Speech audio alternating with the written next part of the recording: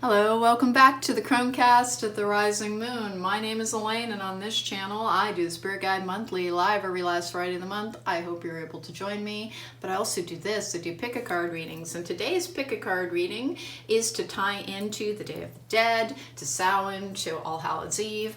This is what are my ancestors trying to tell me or help me with? What are my ancestors trying to tell me or help me with? We have 4 piles in a pick a card presentation. We'll go over the meanings of the pre-selected oracle cards. I did shuffle for them, so they did come out for that, but we'll go over the meanings at the time of your reading.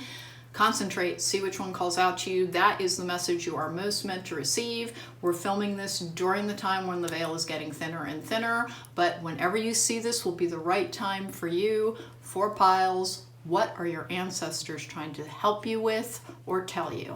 I'll see you at the time of your reading.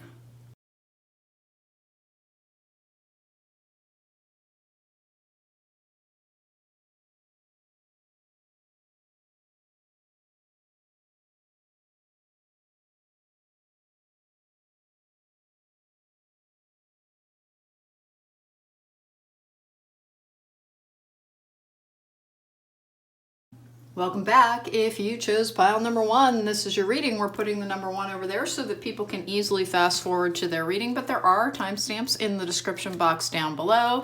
This is the Guardians of the Night Tarot. It will be bringing you your predictive cards. We're going to take 8 cards. That is one of the numbers for progress, for infinite motion, for connecting time, essentially. And your wisdom of the House of the Night Oracle is belonging. I will go over what that means as we get going into the reading. Essentially, it is that feeling of searching for inclusion, for a feeling of family, as if you belong there. Honestly, this is the type of card that people get who've often felt as if they are outliers, as if they belong nowhere or to no one. And that does happen. Sometimes people who are meant to be leaders are sent here to have a very disenfranchised experience. They have a hard time finding a group, kind of a soul pool, because they are meant to be leaders in theirs. And so you kind of have a very distancing experience sometimes. And so that is the meaning of that card. We're going to save the Making Magic Oracle until the end. I have no idea what that card says yet, by the way. So we're going to see what it says, but here is the Guardian of the Night. Hey, before I get started, please don't forget to subscribe. It helps my channel. If you like the reading, please don't forget to hit that thumbs up button. If you want to book me for a private reading, there is a link to my website in the description box down below, and we're going to get going here. All right, I did pre-shuffle quite a bit on this so that you wouldn't have to watch me shuffle endlessly on camera. All right, here we go. Your first card is the 7 of Cups, which is everything being up in the air, fantasy, illusion. Sometimes it's not being able to pin something down. For me, this is one of the cards of spell work as well. This comes out with the Page of Cups in reverse, which is sometimes a feeling of emotional letdown. Often I get that card for an apology, something being told to you as like, hey, I messed up. It can also be a surprise. I kind of don't feel it that way. With the 10 of Cups in reverse as well, which is a lack of emotional fulfillment and that feeling of alienation. With the 4 Cups in the upright, which is, boy, the sound I just made is the actual definition of that card. It's kind of the discontent card. It's the disillusionment with a process. This starts out with like all wonderful dreams, fantasies, the world is your oyster, so many choices available. The Page of Cups in reverse can be a need to slow things down quite a bit, and they are apologizing for that. Your guides and your ancestors, you do have a family, you do. I know you kind of, according to this draw so far, like you feel like you're always the person on the outside watching. Then I have the 4 of Wands in reverse, okay. That is a lack of a home sometimes, a lack of stability. It can be a twin flame connection that was not meant to be together in this lifetime and you parted ways. We have the 8 of Swords in the upright, which is a card of doubt and having your path blocked. And then I have the King of Pentacles in reverse, which is a card sometimes of depression, sometimes of not having as much financial stability as you want. It can be Capricorn, Virgo, or Taurus energy, but it is unlikely to apply in an astrological reading simply because of the type of reading. This is an ancestors reading. Our ancestors help guide us through a process. Quite frequently, we are all working with generational trauma, which is also a form of generational curse. If you look back through your your family history and you notice that there are patterns repeating. Perhaps everybody lost what they managed to accumulate towards the end of their life, and they had a tendency to die in very kind of reduced means. That might be an example of one of the generational traumas that is perpetuating and carrying forward a generational curse. Our ancestors are frequently able to help us break generational curses. I don't have evidence of that on this table with the Ace of Pentacles in the upright. This is mostly the whole belonging thing, is that you just kind of want to find your place, the place where you belong, the place where everything is like you can set down some roots, you can try and establish yourself and grow and feel as if you are part of things rather than on the outside.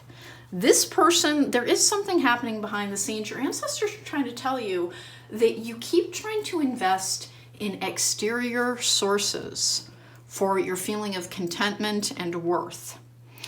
Relationships are, if they haven't been coming to you easily, it's not the time for them right now. And please try not to resent that.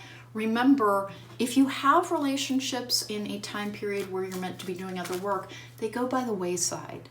We do come here with a path, with a purpose, and our ancestors are always trying to help us stay on that path because it helps everyone in your bloodline. Now, is this genetic family tree? Sometimes yes, sometimes no.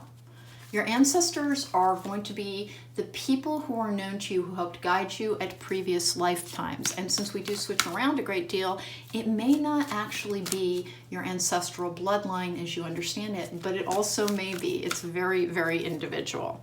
This particular energy here is that, like, they want to apologize for you for how many roadblocks they have put in your path. It almost feels like you have been, every time you try and make something happen, it's like a gate grows up around it and they slap a lock on it. And they aren't trying to drive you insane. It's just that you have a deep sadness with that King of Pentacles in reverse and the Ten of Cups in reverse that they want you to heal. And they keep trying to bring you opportunities to really invest in your own life, to try and kind of lean in on the idea that, well, okay, if it's not time for me to have what I want, what is it the time for me to do? We have the Chariot in the upright, which is charge ahead with confidence, stay strong and focused. They are trying to tell you that financial success will be yours soon. And without any, like, trying to break anybody's heart or anything, it does look as if that will come before a significant relationship. And I have Mountain. Know that you're protected as you face challenges, but remain cautious. The only thing that I have here is that learning to go with a flow that is determined by a divine purpose has been one of your biggest problems. You have a sense of a lack of, like, fulfillment in the work that you do and the relationships that you're having. You just kind of feel as if you are, wherever you go, you feel apart. You just feel apart from all of the inclusion and the fun. And they're trying to tell you that you always actually do have inclusion available to you. Even if it doesn't, like, meditation is one of the things that can bring you closer to that feeling of connection, of that feeling of worth. They're trying to open more doors for you to help you succeed. It does look as if they're trying to help you heal generational traumas or generational curses, what it has to do with is a lack of emotional fulfillment overall. And it also looks as if this is the energy of someone who repeatedly over the course of time has tried to put all of their eggs in one basket. Whether it's my love life will be fulfilling or my career life will be fulfilling, there's a balance issue that has caused a probably generational chemical imbalance. You may have had many people in your family line who have actually suffered from clinical depression or major depressive disorder, I think is the way they've been turning it recently. The way to try and kind of deal with that, try to lean into it to make it work for you, is in finding better balance. The hyper focus of focusing on one area of your life is the thing that has a tendency to pull you off balance. Every now and then they have had to stop your progress, and they know how frustrating it has been for you. This is a card of frustration as well. Your ancestors are trying to let you know you have a lot of guidance available to you, but it gets caught sometimes. Like they are always trying to like suggest things, bring things into you in an interesting and an unexpected manner. This is actually a very beautiful Four of Cups. And for once, this is an armadillo, but it happens to be looking at what is happening behind the scenes. Whenever, this is the piece of advice that your guides, your ancestors kind of want you to know. When things aren't happening at the pace that you want them to, because here's the stopped progress of the chariot and the mountain as well, it feels like whenever anything gets going, it immediately grinds to a halt. And at this point, like they hear you, by the way. They hear how upset you get sometimes. And they do want to apologize. They just don't know what else to do to convince you that we promise this is actually for your own good. All of the things that you're railing, why can't I have this, why can't I have that? It's not quite the time for it yet, because it does look as if you are carrying the burdens of many generations. And why do we volunteer to be the people who, because, you know, I am a curse breaker for a lot of generational trauma as well. It is just the role you ask to fulfill within a soul pool. Sometimes very powerful people do actually incur a generational curse. And it's not something that you did, but it is often somebody that within your actual family bloodline, somebody else did. So the problem with generational curses is that they're almost always warranted when they stop. When they start and they continue and they're perpetual. This Four of Cups in the upright with the armadillo looking at that fourth cup, that is appealing to the guides and to the divine forces surrounding this entire curse to go to the originator of the spell to ask to be released from it. And that's what you do, is you ask, you meditate, you can light an intention candle, make sure that you've spiritually cleansed your area, energetically cleansed your area. You light a candle, you meditate, you ask for your guides, your guardians, your ancestors, and your angels to gather near, to hear you, to help you, to release this generational trauma and this generational curse. And as long as you are living in good intent, as long as you are trying to be the best version of you that you can be, and that is not the same thing as being perfect. Even good people will occasionally screw up and hurt people. It is not the mark of being, no one ever gets to be perfect. That's what not, this existence is not for that. It is to be challenged to grow. And what you ask is for the guides of the original curse caster to kind of go to the person, because remember, time is not a linear structure. It is fluid, it is happening all at once, and quite simply ask to be released. And that is part of what has been going on with your progress, is that no matter how hard you try, you're running into something that, and you know, spoiler, nobody ever likes this part, but the ancestor who was cursed did deserve it. The only way for generational curses to be carried forward like that is for it to be perpetuated by generational trauma. So it can be about substance abuse or poor judgment or investing overly in relationships that causes people to let other responsibilities go by the wayside. And so what you do is you focus and ask the guides of the original curse caster, and do it very politely. Just, hey, I'm over here doing my best. I didn't actually do anything to you. And I wouldn't. You can look into my heart, look into my soul, look into my intent, and see that I deserve to be freed from this unhappiness, this despairing energy. It does not appear to be particularly, it just looks as if you have a hard time finding a place where you're allowed to take down roots, to build the security that is very, very meaningful to you. Success is coming to you, by the way, because it's not all about a generational curse. It is actually about trying to make sure that you don't take on more, because you do. That is one of the things that you've been asked to examine in this lifetime, is that you will take on too much and work to your own detriment, trying to achieve something, because you get a little lost in between what is emotional success, what is financial success, how does the world define success, and how do I define success. And trying to find that nice balance is the thing that you're trying to do. I have follow your vision, never lose sight of what is really important. And this, of course, wolves wolves actually are incredibly loyal, and they have a strong family structure. And you are being told that you're particularly around the moon cycles, the new moon and the full moon. We've got the full moon in the background there. Please meditate.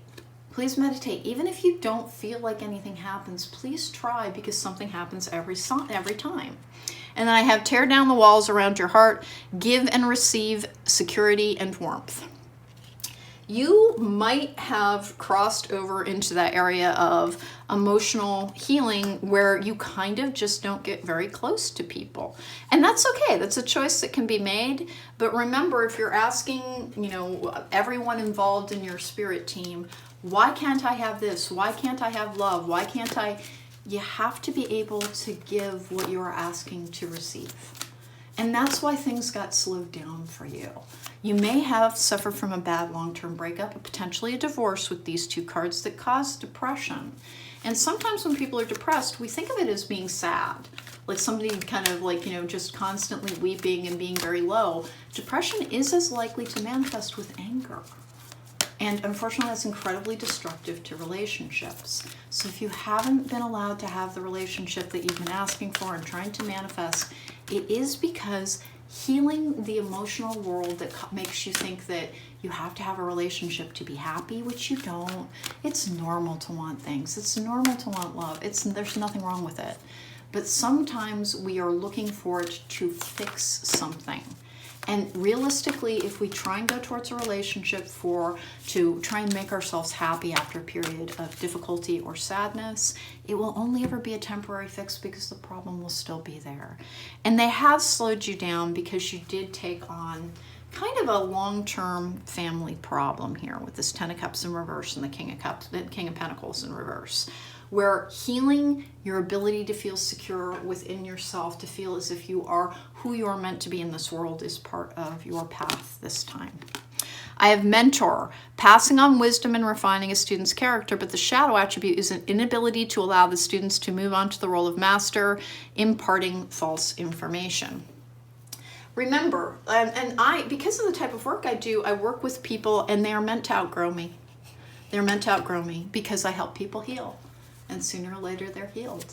And that's the function of what I do. And it's always wonderful to see people get better and no longer particularly need me.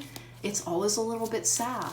But embrace the beginning, the middle, and the end of all things. That is one of the things that your ancestors are trying to help you with, which is learning that the cycles that are brought to us have beauty in them. Don't try to make everything permanent. Everything will change. And if we cling to something because we don't want things to change, usually we're degrading that energy, eroding it, and in some ways corrupting it when we try to force things into the shape that we want them to be in. And then I have exorcist, freeing yourself and others of destructive impulses. And then the shadow attribute is fear of facing your own demons. On this one, honest to goodness, I feel like you are straddling that line. You are both a mentor and a student. You probably have some power in what you do, but you have trouble accepting that you're not more powerful in your own life. You really rail against the idea of authority sometimes. Just sometimes. And it also looks to me as if one of the things that you're very, very focused on is when do I get my own security and my own stability? And it's coming to you in the time that it's meant to. I know we all hate the divine timing concept. It is not about making us perpetually linger, though. What it is about, hidden emotions. All right. I think you're still trying to heal fear. And I don't think that you understand that your depressive tendencies, because you likely have depressive tendencies with this King of Pentacles in reverse, is that you don't understand how fear related it is. And the tearing down your walls, you have a fear of actually connecting to people. It looks like you both crave and fear something in almost equal measures at this point. Financial loss, third-party interference, and then self-love. Well, the third-party interference card can have to do with why would our guides and our guardians and our ancestors block us on things? Why would they keep the things that we want from happening? Because we have work to do. Hidden emotions, financial loss, third-party interference, and then self-love. You want your security and you want it yesterday. Here's the thing, you're trying to earn your own value in your own eyes. Remember, even if you are not succeeding at the level that, if you want to impress other people, this is not a financially secure energy. You will be, You will be. That's what this all ends with. That's what your path ends with, which is all things coming to you in a successful manner. But your guides kind of, and your guardians and your ancestors are all, and are they all the same thing? No, actually they're not. And we are talking about ancestors here, but there's also guides coming in on this one. And why is that? Does absolutely everybody have an ancestral team? Interestingly enough, no. Sometimes what happens is there's a celestial consciousness that joins with an earthly consciousness. And sometimes the one kind of like here to accomplish a great deal, sent here to kind of do some tasks, overrides that earthly experience. And so the consciousness that's really in charge here does not necessarily have ancestors, but they come here with kind of a mission. Kind of look at it that way. So you have equal parts guides and equal parts ancestors on this. And are your ancestors of this realm? No. No. Mentor and exorcist. No. You're somebody who was brought here to do some work, to try and shift light balance back into the appropriate balance. We have too much dark energy in this world right now. It's a little bit apparent. You are someone who is sent here to try and resolve some energetic sadness, some energetic depletion. And there's more than one thing going on here. I have, here we go, the Green Witch. Connect to the spirits and energy of your local landscape. Seek enchantment. You have your own powers, you have your own gifts. You likely, with this exorcist energy and this mentor energy, like one of the things that I can do is remove demonic entities. It's actually a fairly rare skill. And I can teach it to other people, but not everyone's meant to do that work. And you might be one of the people who is meant to do that type of work, to help other people leave behind their dark energies through the work that you do. But you're very focused on where's mine sometimes. And you're not wrong to focus that much, but you lose interest in your life when you don't have what you want in it. And remember, here's the problem with like, oh, I'll only invest when I have what I want. There's always going to be something that's a little bit beyond your reach, and it's meant to be that way. We're always trying to strive towards something so that we keep growing, so we keep expanding, so we keep increasing within this lifetime. 1 and 2 and 3. We're going to start finishing up here. 1 and 2. These are the wellness cards. We're going to get one of these to see what it has to say. We have finances. I can spend or save money how I see fit. I have worked hard to own what I have, and it is my choice and my choice alone how to use it. No one can take this freedom away from me. You are still trying to build something with this financial loss and third-party interference with self-love until you have kind of achieved a higher level of wellness. Things are held back from you, and please don't like scream and rage against that, or do if that will relieve your feelings. Just know that it doesn't actually change the state of affairs, and that is not in any way to punish you. Our team is never trying to punish us. It's just that we think that the ideal life is one with no challenges and a lot of everything we want. And here's the thing, if you were given everything you want, this low-lying depression would still be part of you. It is part of the ancestral curse that comes from the bloodline that you've joined here. But separately, you have a celestial consciousness that is here to do some work. So you have ancestors from both sides. And then I've balanced. My relationships and myself are two separate entities, so when I am feeling poorly, this does not mean my relationships are struggling and vice versa. This separation allows me a better sense of identity and a stronger bond with those closest to me. You're still working on seeing yourself as a separate person, apart from your goals, from how other people perceive you, how other people judge or kind of admire your success. This belonging energy, the only thing I have on this that's just a little bit like, I'm not going to say it's a sad trombone type of thing. The people you belong with are very magical. The people you belong with are very spiritual. The people you belong with are part of your celestial tribe instead of essentially your family of, birth within this world. That is so common. I need people to hear me on this. I read for people all the time. I look into their very close and guarded personal worlds. Nobody has the family structure you think they do. When you don't have a family, you imagine that everybody else has this love and this support. Realistically, families let people down more often than they come to, like, they basically prove their worth. And that is to say, not to say that there's lack of worth within family. Just remember, the family you form with those that you have a great deal in common with, including how you approach the world and how you see it, those are your real tribe members.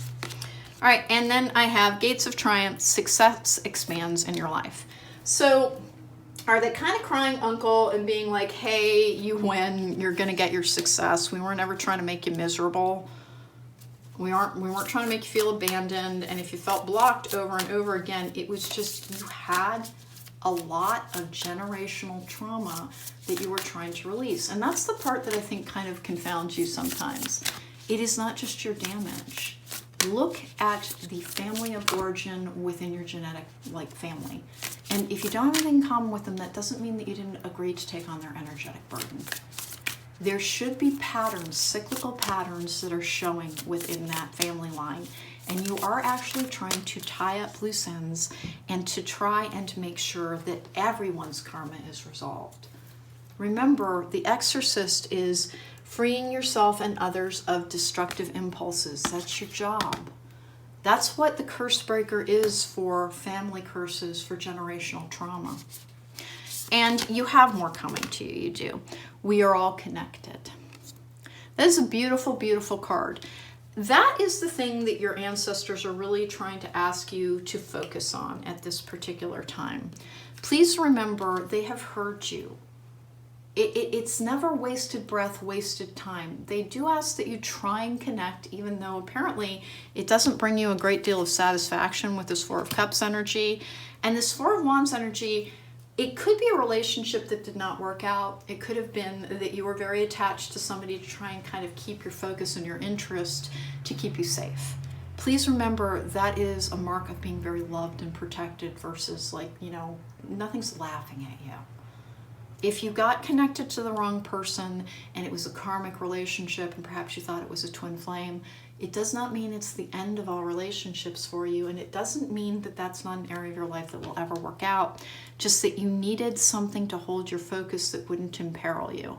And so you were attached potentially to somebody who it was never meant to work out. It was meant to hold space for you as you healed other areas of your life. Let's go for your Making Magic card, which is, I knew it was going to be this. I knew it the whole time I was holding it. Love Charm. Attract a lover, soulmate, or life partner. Listen, group number one, everything that you have ever been promised is coming to you. It is taking longer because you are resolving more than your personal pain and more than your personal trauma. You took on a role for both your genetic bloodline and your magical love line. The hidden emotions, financial loss, third-party interference, and self-love. Honest to goodness, just try to remember, even if the financial success that you've been asked about and promised and told, everything's going to work out for you, abundance is near, it's all coming to you, and you can't quite see it yet. This is a hard message because I have to deliver it over and over again because I work with so many trauma survivors. You weren't healed. You weren't healed. And what happens when you get everything that you think is emotionally fulfilling, but you still have work to do? You stop doing your work. The honest to goodness, please hear this because it happens so often. Follow your vision and tear down the walls around your heart. You are trying to resolve not merely your trauma, but generational trauma, to free yourself and others from karmic bonds, potentially to be able to leave behind this particular existence. And again, you should be able to glimpse these patterns throughout time. If it feels like you push forward and then bam, there's something holding you back, every time that happens, instead of wondering, why can't I find any place that is mine? Why can't I have my own success, my own home, my own everything? Because you are still resolving difficult and sometimes interfering energies from the past. And it is because you have tremendous magic within you. Now, does that mean that you're necessarily a green witch? I'm not a green witch. I am a celestial and an angelic practitioner.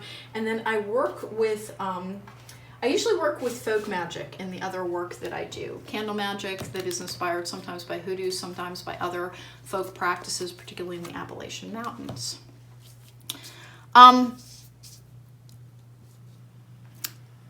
What that Green Witch card is trying to tell you is that there are natural forces trying to aid you. That the elements that hold this reality together, air, water, fire, earth, those are the things that you're meant to lean in on while trying to accumulate or in any way kind of manifest within this world. Group number 1, that was an interesting message, because I think the question really is about like, well, when do I get to have the life that would be very meaningful to me? Why is everything taken so flim-flam and long?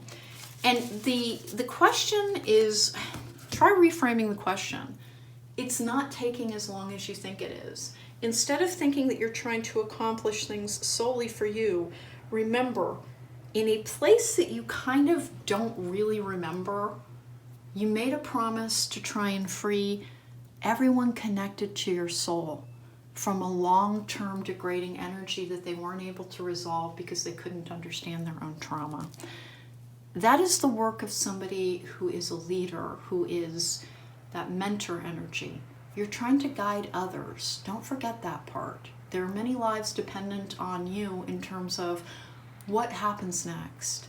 Try to embrace your challenges as learning experiences, and know that as you heal, more and more will come to you, and yes, you are going to be financially successful. And if you're about ready to throw stuff at the wall because you're like, when it's meant to happen, when it will actually bring you joy rather than temporary pain relief. And it is close in. Your reading ended with the Ace of Pentacles in the upright. Keep working on depression and understanding why you carry forward emotional wounds, and that is not a criticism. It's just the area that they're asking you to focus on. All right, group number 1, that was your reading. Take care. Be well.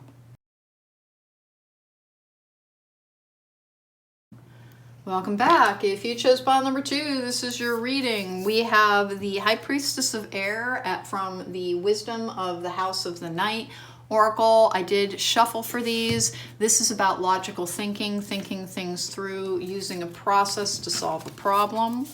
And then we have from the Making Magic Oracle, I will take this at the very end to see what it adds to our reading. I already did a bunch of shuffling with the House of the Night Tarot. Here we go. No, I'm sorry, the Guardian of the Night. So we're asking, what messages do your ancestors have for you during this time of the veil being thinnest?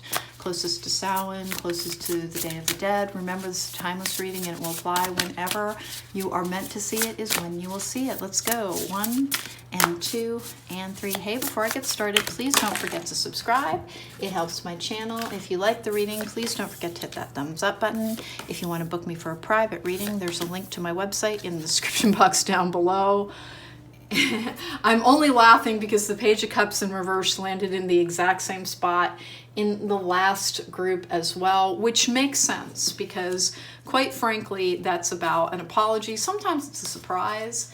Oftentimes it feels like our guides are trying to apologize to us for how long things have taken, quite frankly, and that was the thing that was making me laugh. We have the Queen of Swords in reverse, which is an energy that is, sometimes it's having trouble facing a truth. The Hanged Man in reverse is taking a new perspective on things, learning to view things with, instead of thinking that something's out to get you or your guides are blocking you or they're never going to be able to apologize enough to me for this happening, please remember they're always on your side and they work with your choices, not the other way around. It is very hard for people who've been through a lot to understand, but nothing in this world is ever doing something to you. There are fateful occurrences and there are choices that other people make, and then all of our life trajectory lands in what do we do with what we are given. And sometimes we feel like we've been given too much, but it really is a mark of being at an advanced stage. If you've been given more to handle than those you know around you, it is because you're at a different point in a spiritual journey. And that is not to say someone is superior or inferior, just that the work that you're doing is a little bit more advanced when you've had more challenges. That comes out with the King of Swords in the upright, which is clarity and truth. Ooh, look at that. We have the Divine Masculine and the Divine Feminine head to head here. We're taking 8 cards. I have the King of Wands in reverse. I have the 7 of Cups in the upright. And then I have the 2 of Cups in the upright as well, with the Page of Wands in reverse. Well, group number 2, you might be a little bit like, hey, do I get a human? You do get a human. This ends with the 2 of Cups in the upright. They're asking you not to have that be the focus of your journey right now. It's going to happen when it's meant to happen. And it's not something to, remember, it's not something you can will into existence. Our life really is about more than romance. And I'm not trying to be reductive either. Love is beautiful. Love is wonderful. But if you try to make it the focus of everything in your life, you'll just kind of lose the plot. And that's one of the things that this particular reading is trying to point out here. A difficult truth to face. They are apologizing. They're asking you to take a new perspective on why you might not have as many things happening in your life as you want. And it could be because you're not quite ready, but it could be that you're developing more power, more certainty within your own life, that you are the person who can handle things, you can do things, that you're in charge of your own journey. We have also here the Seven of Cups, everything being up in the air with the Two of Cups. Like, it's almost like you can't even imagine a relationship any longer. And I don't know if it's simply that it just has taken that long, or if it's quite simply that there's just a lot going on in your life. But this is somebody who is trying to, your ancestors are trying to help you feel powerful rather than at the whim of fate. This is kind of this weirdly yanked around energy. Sometimes you feel lied to, like you really want an apology. It sometimes feels like you're given like information, go act on this, and then nothing happens with it. This is a very frustrated energy. And then this Two of Cups energy, there really is this kind of divine pairing that is meant to be part of your life. Not all divine pairings are romantic.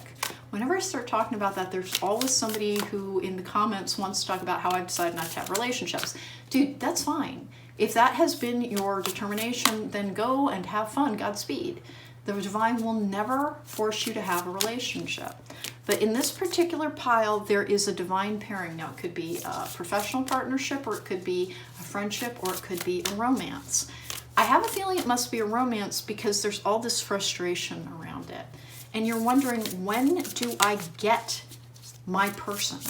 This all starts out with the High Priestess of Air, which is about logic. And this can be a really difficult one to face. But if you've had a lot of difficulties in the past, you need to examine what role you played in your own difficulties. And that is not about blaming yourself. It is understanding that there are lessons to be learned even in the things that did not work out. Examine the relationships that have gone by, the things that did not work out. Even if it was just dating relationships and like maybe you had to ghost that person because they were being wildly inappropriate, and going back to examine, when did they first show a red flag? Trying to find your own patterns within relationships is the thing that is apparently going to save you. Because unfortunately, sometimes you don't speak your truth. Relationships are just that tiny bit too important to you sometimes. That's what this pile actually is saying. And again, this could be a work relationship or a romantic relationship. But this is somebody who holds back their truth and becomes frustrated because of it.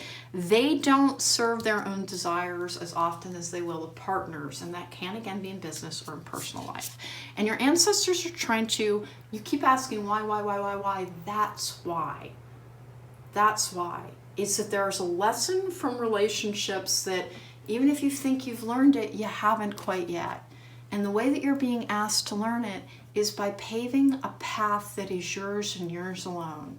So that when somebody tries to come along and disrupt it, you protect it in the way that you used to protect relationships.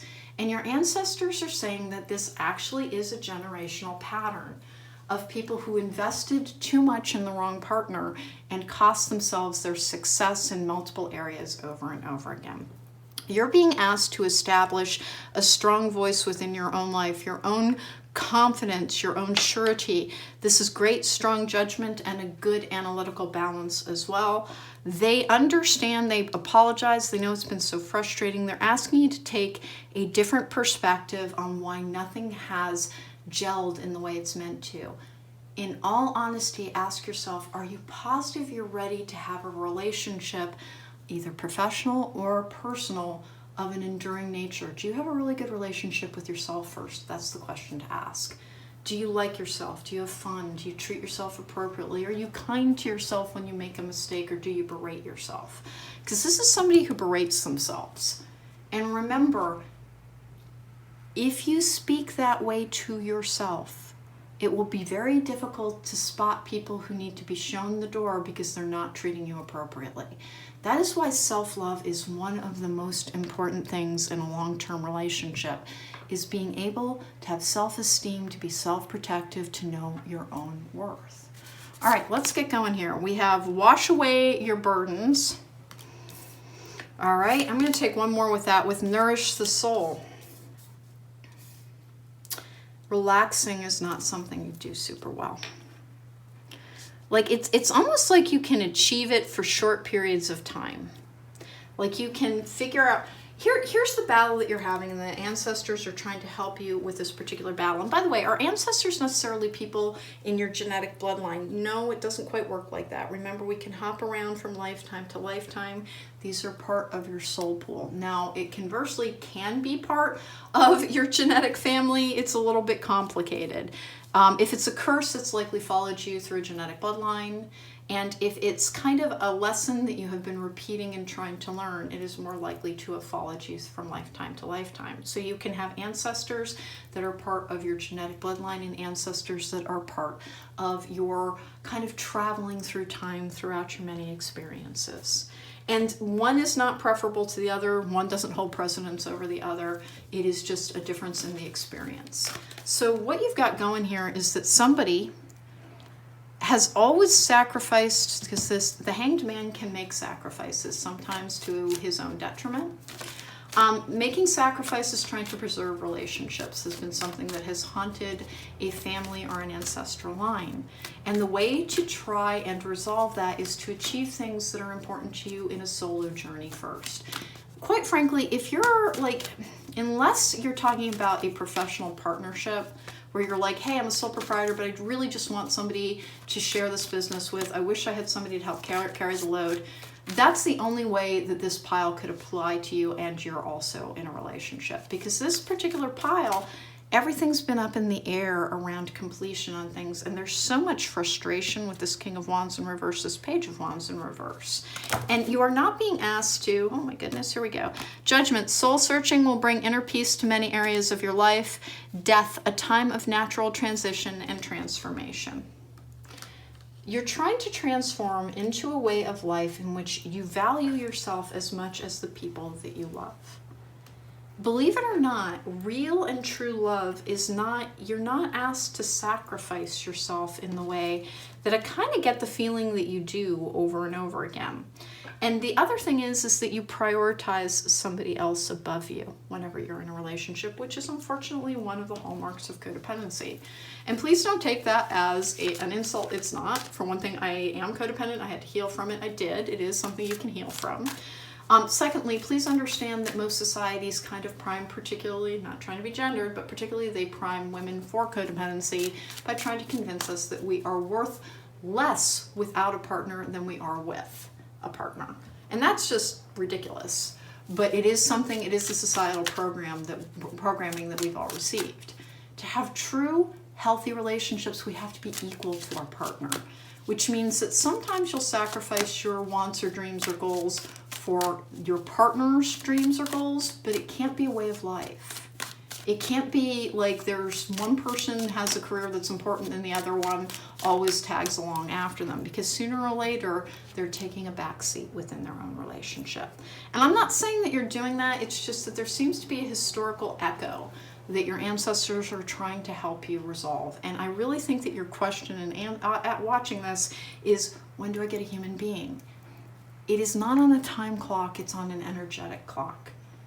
All the time that you spend with yourself, if you try and spend it in a meaningful, like, well, okay, I don't have a relationship right now, but you know what I do have?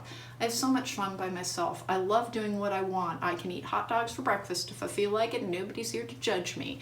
It's that type of experience. Figuring out what you truly love, what you truly value, what makes you happy when nobody else is around is the thing that fuels a long-term successful relationship. Stop thinking of it from being held back from what you want, and start thinking of it as your training ground, so that you will always be able to supply for your own emotional needs. You will not neglect your own goals, thinking that that's a loving thing. Remember, if you diminish self, sooner or later that erodes and degrades the person that you are and changes the nature of your relationship. We are meant sometimes to focus on self and sometimes to focus on others. We're meant to live in this state of balance. Busy and distracted. Ego death. Remember, ego death is about seeing yourself as you really are versus how you wish to be seen. And it's not about saying, but first of all, there's nothing wrong with ego. There's not. We do have a sense of self that we are meant to preserve. But ego death around relationships is not, this is a hard one. Usually our relationship patterns teach us things if we are willing to look at the mistakes we've made. And as I'm always sharing on my channel, I came out of a really toxic relationship that was toxic going into it like 20 years ago. And I was the person who kept healing, getting better and getting better. And my partner did not try and catch up with me at all. And so it became increasingly abusive to me. And I stayed 10 years longer than I should have because I did not wish to. For me, having a long-term relationship was an accomplishment in and of itself, and I had trouble releasing it. An ego death would have served me well 10 years earlier and give me back a giant portion of my life. That's what ego death can be. Don't be so focused on what you want that you're ignoring what is. And then I have regain balance, and then I have secret admirer with heartbreak, counsel and therapy. New perspective. I wasn't going to take that one that was in my hand. I'm a keyword reader, meaning that I read by the words, that I don't often delve too deeply into what the books that come with this, the guidebooks that come with these say. I interpret them empathically and intuitively. Secret admirer, heartbreak, counsel and therapy, new perspective. Well, you have somebody coming towards you. Here's the thing, that secret admirer energy kind of says to me they might already be interested in you. They might already be interested in you. And do they know more about you than you know about them? I have nothing here that says, I have no figures that are watching you. This is your ancestors trying to tell you, because it seems to be kind of a perplexing question for you. The Page of Wands in reverse, that can be being perplexed as well. As to why, if I'm this wonderful person, and I'm so loved, and I'm so protected, and I'm so guided, why doesn't anything care that I'm dying alone over here? You're not. You're building your righteous, single existence where you know who you are and what makes you happy. Because it kind of looks like, historically, you have looked towards another partner to, I will fulfill your needs and then you will fulfill mine. And that is a form of, unfortunately, codependency. We are all meant to fulfill our own needs first, and we can support others, and occasionally we're there to like stand in for them when they are struggling, when they are ill, when they are having too many things to face, too many burdens to bear. But that support is not always, it's not constant. That becomes a crutch. And so what we're really meant to do is to be able to move forward under our own steam, meeting our own needs, understanding what makes us happy. And then when somebody comes along, they make us happier. But they can't take away that happiness because we already know how to build it. And that immediately means that somebody in a relationship does not have power over you. They're adding to your life, but they're not controlling it. And again, that sacrifice of self over and over again that I've got, that's the thing that your ancestors are trying to help you heal, is to view yourself as being important enough to fight for sometimes. I have Hermit. Yep, I'm going to start all over again. Hermit, the light attribute, seeks solitude to focus intently on inner life, serves personal creativity. The shadow attribute is withdraws from society out of fear of negative judgments of others, refusing to help those in need. So here's the thing. I think you're just flipping tired of being a hermit. And you're like, do I get to not be a hermit? You do get to not be a hermit. Please don't view a solo journey as a wasted life. Even if you've been solo for a lot longer than you wanted it to be, there's still so much in this life. You could be making memories that are very precious to you, and they don't mean less because you're not sharing them with somebody. I have Messiah. Serving humanity with humility in the shadow attribute is exaggerated belief that you are the only means through which a cause can succeed. So that serving energy and that sacrificing energy of a Messiah, Honest to goodness, until such time as you are willing to prioritize yourself and know that, here's what I've got. I think you feel guilty. I think you feel guilty when in relationships you are standing up for yourself. New perspective, heartbreak, secret admirer, regain balance. Busy and distracted, ego death, regain balance. Everything that is happening now is meaningful. Even if you can't see what the progress is, your guides and your ancestors are trying to let you know. It's equal parts just fell out. Water seeks its own level. Therefore, I attract those who can meet me where I am on my journey. My interpersonal relationships and mirrors into my own self. So I strive to put my best self into the universe so that I shall find others who seek growth. Hey, listen, here's the thing. That's I don't think you've spent your whole life looking for your other half, but you forget that you have equal worth within a relationship, and that your goals, your dreams are as important. And I will give you like an example from my own life. I'm incredibly fair-skinned. If you watch any of my monthly readings, I'm always on camera for that, and I'm practically the color of a glass of milk. I have very, very fair skin, as you can likely see. I would never want to go someplace super duper sunny because I have to, dip myself in sunblock vampire. For my birthday, while I was still married, my ex-husband wanted to go on a cruise to the Mediterranean, and that was supposed to be for my birthday. It would be a place that I never would have chosen. I didn't say anything because I knew how much he wanted to travel. But it still rankles me. It was a significant birthday, and it was supposed to be about me, and we went to where he wanted, and it was nothing about it was for me. And I was still supposed to be incredibly grateful for it. And it was a good trip, and I enjoyed it, but I didn't assert myself and be like, hey, dude, it's my birthday. What the heck? And that should be a normal part of a healthy relationship, is being like, how nice that you want to go to the Mediterranean, but I will burn like a crisp. But I couldn't say that at that point. Would I in a relationship now? Of course I would, but I actually really like being single. Discovering truth. You stand in the light of truth. And I want one more on this one. I have desert passage. Trust there's a divine plan. That is what you're being asked to trust, and you're tired of being asked to trust your ancestors. You're tired of being asked to trust your team. You're just tired. You're tired of the whole game sometimes. Here's the thing. You do have everything that you want coming to you. And it will not be less if it is coming at a different stage in life. Meaning, if you're a little bit older and you're like, well, I guess love isn't for me because the time for love is past. No, it's not. It's not like overripe fruit from a tree. It's fruit from a different tree. Will it be a little bit different than like if you're 22 years old and falling in love? Yeah, probably a little bit. But it doesn't make it lesser.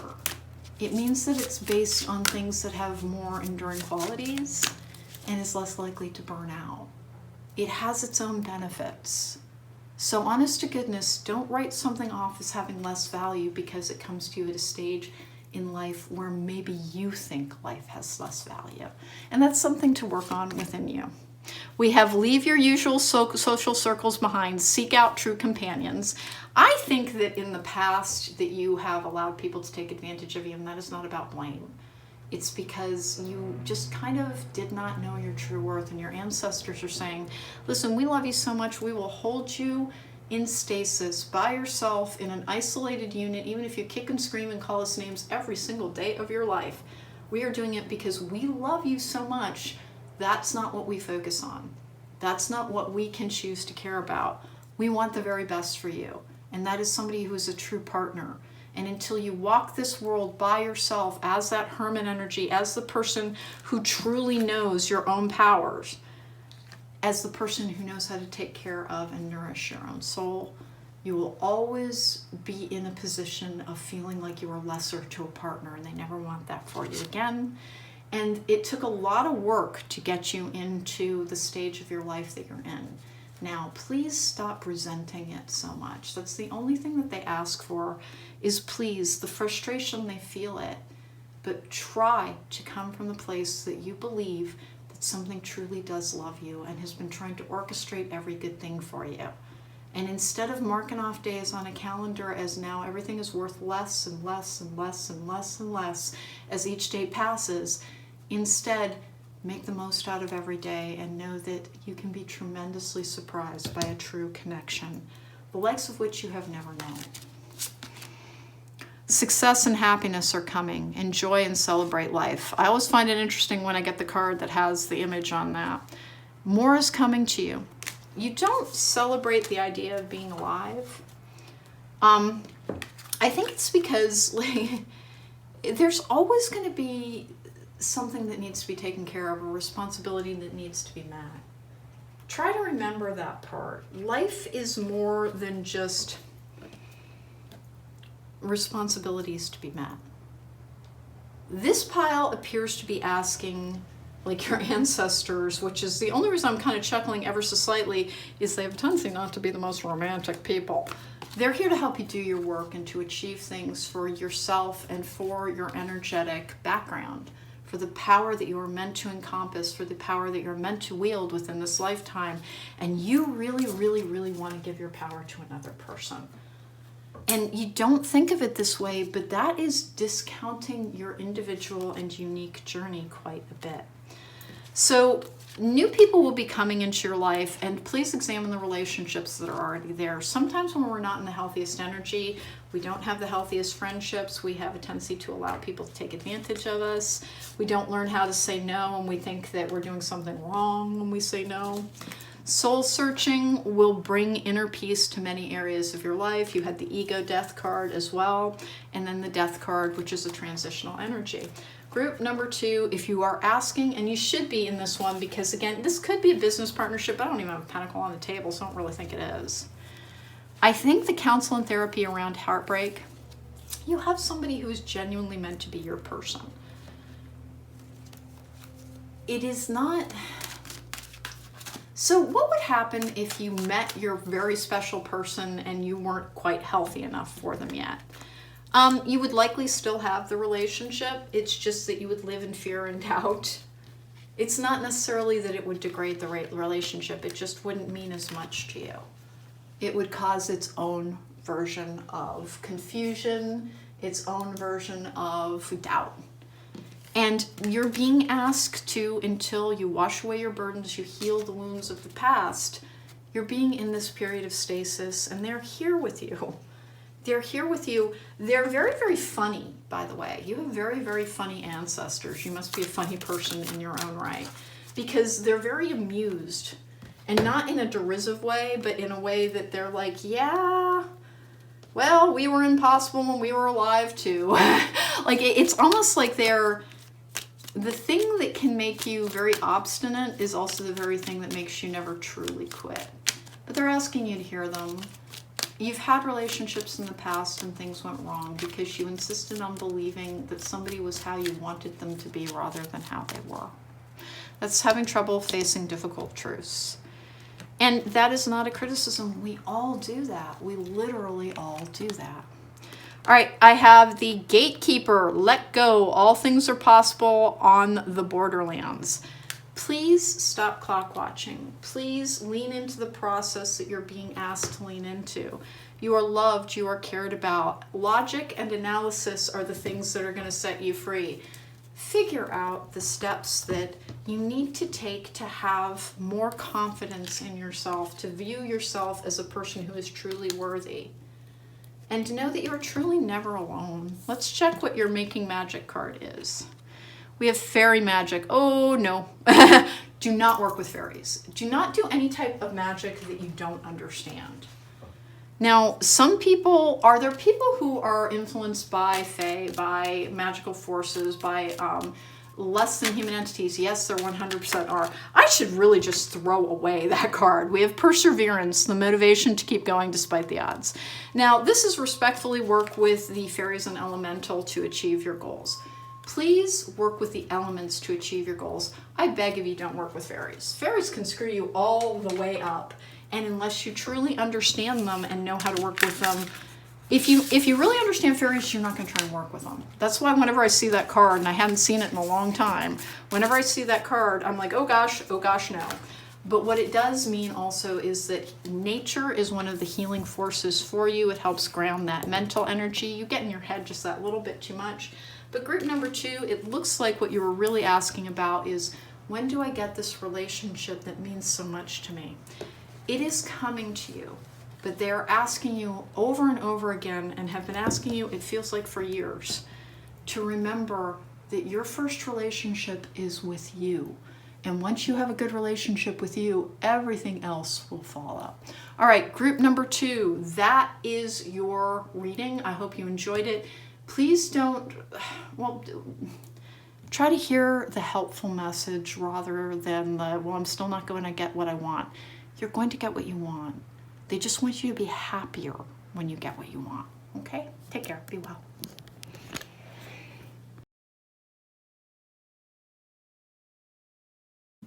Welcome back. If you chose pile number 3, this is your reading. We're putting number 3 over there so that people can easily fast forward to their reading.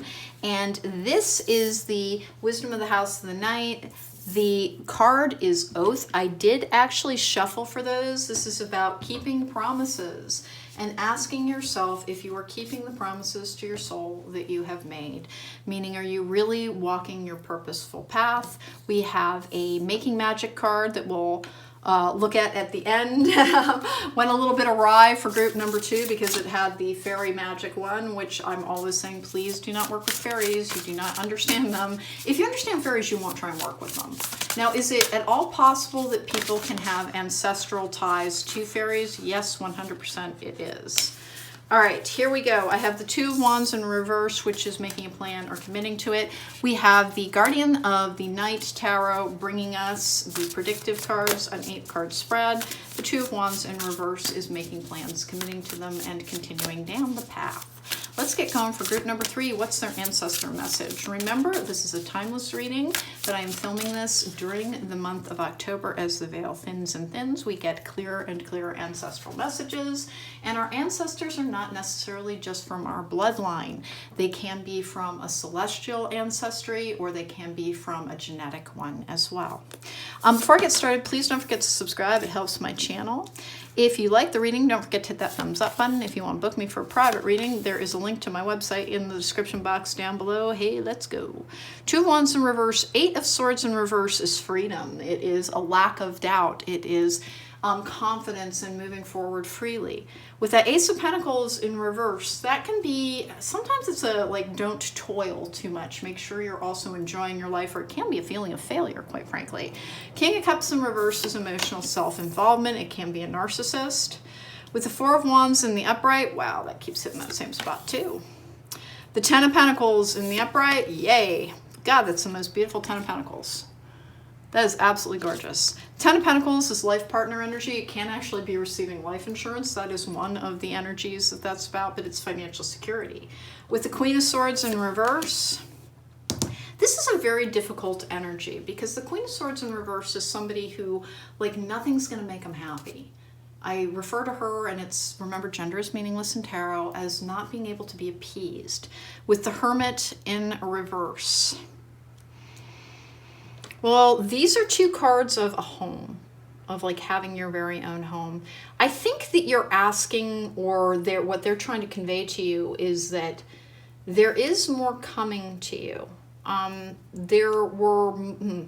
If you're asking about your own physical home, like when do I get my own physical home? Because this is a card of moving and having a home. This is a card also of moving and having a home. This is a contract card in particular. It looks like there was an economic downturn. If things have been delayed for you, it's because there may be an economic downturn in the greater world that would bring you greater results for the money that you have to spend. Meaning at the time you are asking for something, they are trying to help. They did promise you many things. If you're asking about like, hey, you made commitments to me that I would be free from worry.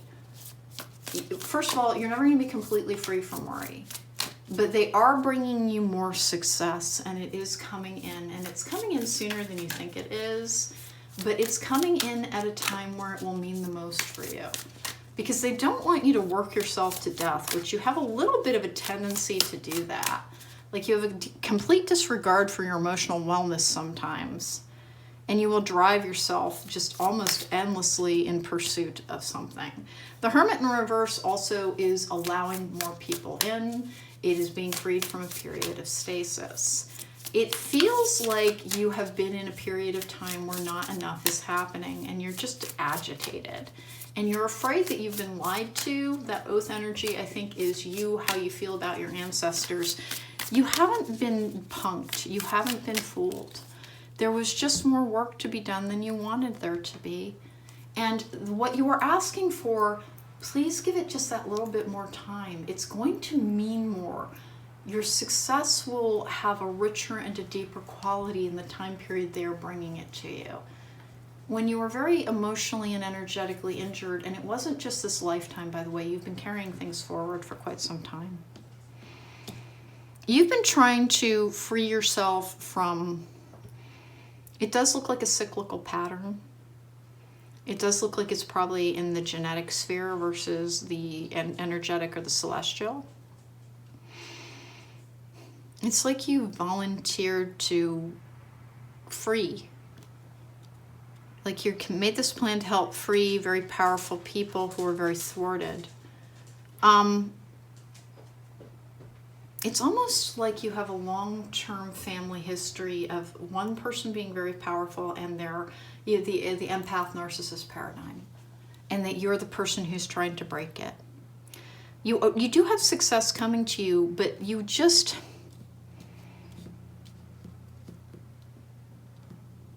They wanted it to come to you in a time period where it would mean something and have staying power.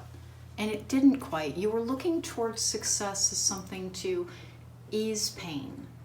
And you're not looking for a painkiller. You were looking for something to heal. You need to heal, and then your success will bring you more fulfillment. All right, I have the love without condition. And then I have the focus and then act card. So the love without condition. So when shouldn't love be unconditional in the case of abuse? This is somebody who's an emotional abuser, sometimes that King of Cups in reverse, somebody who acts without regard for other people's feelings. You can love somebody unconditionally without granting them unconditional access. You can still cut somebody out of your life and love them unconditionally. You can have love for their immortal soul, but understand that their actions within this 3D world mean that they have no true part in your world. But mostly this looks to be about earthly security and why things have not come to you yet. All of the promises that were made to you are being fulfilled. As frustrated, and this is quite frankly somebody who can be furiously angry, listen, this is a hard one. I'm chuckling trying to say it, but like there's no amount of mad you can get at your spirit team or your ancestors or your guides or your guardians that will make them do something differently. Like every now and then they can see it's like, well, we might have pushed that one too far because like we're alienating them rather than helping them. But like they don't know how to ask for your trust any more robustly than they already have. Like please remember that even if things have not worked out, they have worked out in a way that preserves you, that gives you space to understand yourself and others and to heal. Mostly they're trying to guide you towards more and more emotional fulfillment that will allow more and more financial success to come to you. Now the Four of Wands can be a twin flame card. It can also, quite frankly, be about celebrations. It can be about new homes as well. And with that Ten of Pentacles, it could go either way, life partnership, or basically you kind of want a patch of grass to call your own. Wait a little bit. Here's what it looks like. It looks to me like you're focusing on this so that you can go and have your own little universe. And they're trying to ask you to remember that that is a sign of an injury. That is not a sign of success. If you're trying to retreat from the world and, well, fine, I'll just go and I'll bake bread and I'll learn how to throw pots and I will learn how to draw and maybe I'll learn French, who knows? And you're really trying to withdraw into yourself to have a more satisfying experience, and it's excluding more and more people. That's not truly being successful, that's being guarded. We have push and pull energy. This can be that twin flame energy. Remember, there is that duality, that polarity within a twin flame connection. Not all twin flames are meant to end up together. Sometimes it's a karmic relationship in which it's trying to teach you things to do differently.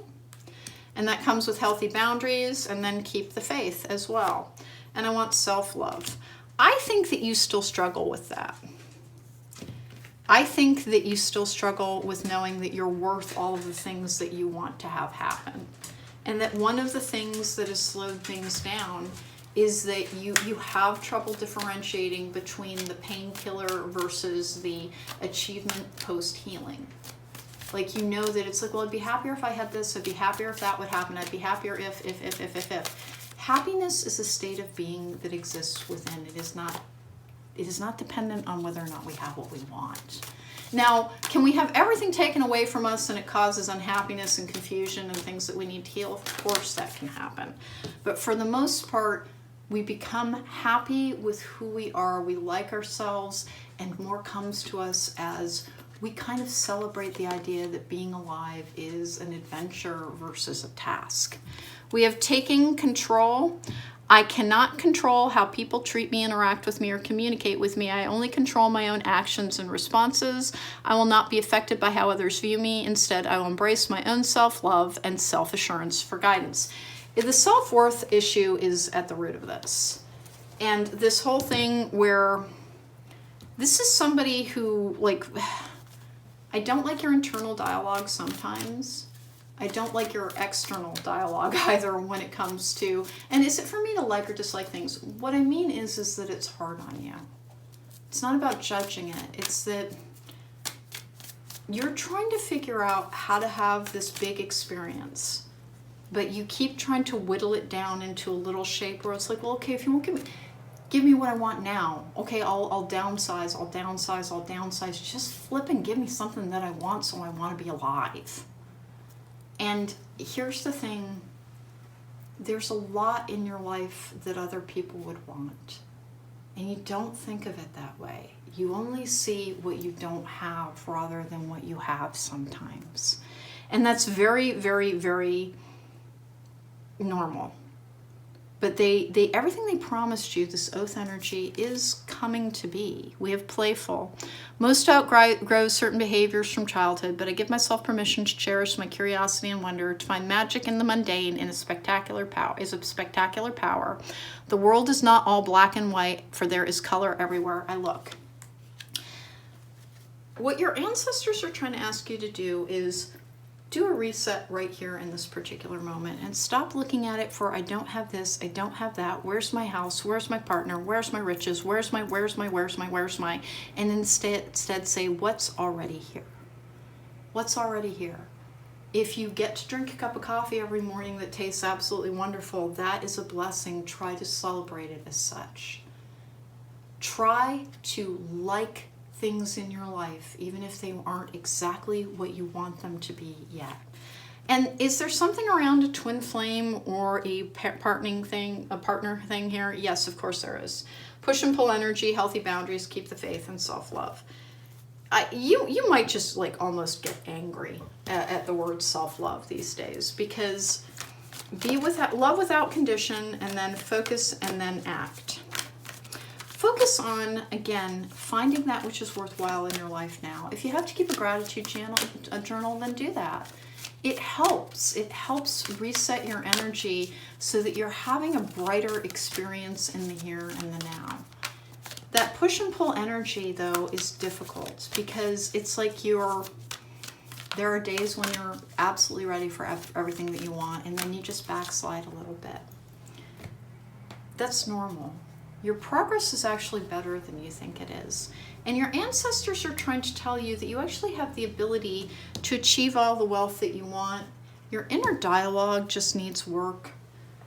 Work on, instead of making a list of all the things that have not happened yet, how about making a list of all the things that have? Because when we see things at the negative balance rather than the positive, it affects our energy. It affects what comes to us, and it affects how we feel every single day. All right, I have Alchemist, transformation of base motives and goals into golden wisdom. The shadow attribute is misuse of power and knowledge that comes through a spiritual practice. Everything can change on a dime and in a moment. And sometimes it's cumulative, like you don't see the small parts of a puzzle forming around you. But your ancestors are trying to tell you that, listen, they're not trying to criticize you, because you criticize yourself too much sometimes. You criticize them quite a bit too. They're fine with that. Like, sincerely, do they have feelings? Sure. But like, they're also, they don't take things personally. And they're kind of trying to ask you to remember that even if your life has been difficult, can you try and believe that it's not a personal judgment, that it's not something trying to thwart you. And this love without condition, please accept unconditional love, which means it's not, even if you don't have the bank balance you want, even if you're not driving the car that you want, even if you're not sitting next to the person that you want, that's not a measure of you being loved.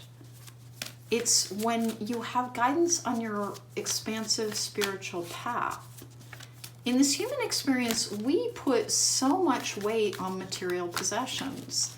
But truly, the happiest people, happiness is a state that exists within. It exists within. In the time where you don't have the material, because you are going to have a material gain that you want, but in the time that you don't have it, try to focus on what is good in your life. It will simply help so much. Hero and heroine, light attribute, passion for the journey of personal empowerment. Boy, that is on the nose. Shadow attribute is escapism and a false sense of heroism. Group number 3, this is hard because we get incredibly caught up in whether or not we have what we want. And the true worth of our life is in what we're learning about ourselves and others. Do yourself a favor. If you're old enough that you can remember being an adult 10 years ago, sit down and write down the differences that you perceive in yourself. Because they should be pretty vast, because this is a pile where people have been very challenged. I don't think you see your progress sometimes because you're just focused on do I have what I want? Do I have the house that I want? Do I have the car that I want? Do I have the partner that I want? Do I have the dog that I want? The want. And you just kind of miss that greater perspective on some things sometimes. I think you think that a lot of things have failed when they've really greatly succeeded. Success is not just possessions. It's not. Remember, our society is just plain old-fashioned sick in how it thinks of success. It's quite frankly sick when it comes to money. But there's more joy in a life well lived than in a titanium credit card. You can't buy yourself emotional fulfillment. You can give yourself temporary dopamine hits in buying stuff, and then it's just stuff. Please don't measure your success solely by a capitalistic society's understanding of success. Now, don't get me wrong, I'm a Taurus. I love money. Oh my God, I love to be comfortable. Please, I'm a giant house cat. I'm not disdaining the joy that real material comfort can bring us. I'm just saying, if you're looking for all of your happiness in that, you will always end up in this unappeased energy. We have Phoenix, be prepared to be renewed after a period of crisis. And then I want one more, Cracker. Positive energy surrounds you, love, joy, and good fortune awaits. Please stop asking when. Because that's like the refrain that I'm getting. It's like, yeah, sure, when? When's it getting here? When? Just tell me when. You're still viewing success, emotional health, true love as something that will arrive, something to be achieved, a moment in time, a bank balance to be seen, a house door to be opened. And it is all that, but it is more. And the more is your internal world. Please try to remember that success has many different faces. And you keep saying, where is it? And they keep saying, it's right here. Look at how much better your life has been getting in how you feel about it and how you feel about the world and how you feel in your place in it, in the relationships that you have and the friendships that you have, and how much more control you feel you have over your life because you control your emotions so much better. you're blinding yourself to true success because you're very focused on this is what society has told me is successful. And it's so normal. We all do it. It's just, please remember, abundance is not just a bank balance. And you're going to be provided for. You do your work. If you're wondering if you're being tested a little bit, yeah, sure, you are being tested a little bit. But it's not one you can fail. Meaning that they're never going to be like, okay, well, they haven't heard this lesson yet, so we better take away everything so that they're living within their car, so that they can finally understand. That's not going to be what happens. But you cannot invest, you don't think of it this way, but when you cannot believe that you are going to succeed under your own steam, it is that you lack faith in yourself. And when you're told something over and over again and you're like, when you're ready. When you're ready, do your work. And that is not a criticism or to say that you're failing something. It's just that your idea of what success and happiness is very dictated by society rather than dictated by how you feel. Go by how you feel more. Desert Passage, trust there's a divine plan. I swear the last group just got that. With discovering truth, you stand in the light of truth. I'm taking one more because these guys have already shown up. Great adventure, take a risk, venture forward. And we're going to take one more. Grace and gratitude. Through gratitude, joy expands. Okay. This is your ancestor message group number 3. Try to, boy, this is the type of thing where somebody's going to get mad at me in the comment section, but there's just nothing I can do about that. Listen. Your success is more profound than, do I have the house that I want? Do I have the car that I want? Do I have the what I want? Your success lies in, if you can look at past versions of yourself, you will see how much you've grown. And you may not be thinking of that as the success you're trying to achieve, but your ancestors are saying that's the only success that truly matters. Becoming who you wish to be, being in alignment with your divine self, really working towards your purpose, being the best version of yourself that you can be, that is success. That is success. It genuinely is. And they've just got a little, like, please readjust on some things. You know, going back and, like, kind of making a list about, like, who you were 10 years ago, or 15 years ago, or if you're old enough, 20 years ago. And just noting the ways that you're different. Are you more patient? Are you kinder? Are you more likely to see another person's worth and feelings within an interaction? I have she on the mossy bray. Not all things are as they seem. Trust in your intuition. And then this guy fell out too, so we're just going to take it. The spell singer. Cast spells of wonder and delight.